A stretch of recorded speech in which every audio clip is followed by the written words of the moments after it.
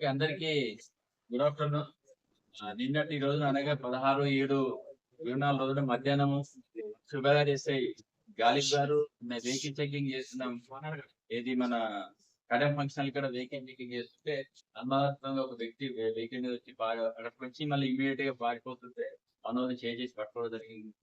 కొన్ని అతన్ని విచారిస్తే అతని పేరు వచ్చేసి కాన్సీ ఆదం అని చెప్పేసి అతను కాజీపేటకి సంబంధించిన అక్కడ ఆన్ ది స్పాట్ లో అతని బండి పైన గంజాయి మనకు 5 కిలోల 745 గ్రాములు గంజాయి దొరికింది.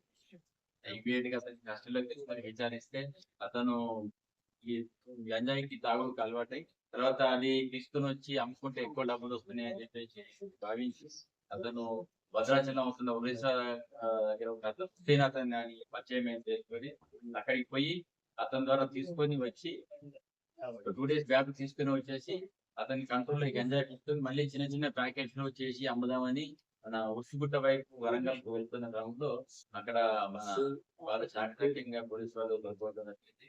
దానిపైన మనం ఇప్పుడు పూర్తిగా విచారిస్తే గత 2 months నుండి కూడా ఇతను ఈ విధంగా తెచ్చి అమ్ముతున్నాడు. దానిపైన అతని పైన మరియు అతనికి సప్లై చేసిన హుసేన్ పైన కూడా కేసు ప్రస్తుతానికి ఇతన్ని మనం డిమాండ్ చేస్తున్నాం. త్వరలో అతన్ని కూడా మా పార్టీని పంపించేసి అతను ప్రయత్నం చేసి తెలియజేస్తున్నాం. ఈ విధంగా మంచిగా పడుతున్న సిఏ గారికి మరియు ఎస్ఐ గారికి ఆవేదన తెలియజేస్తున్నాను.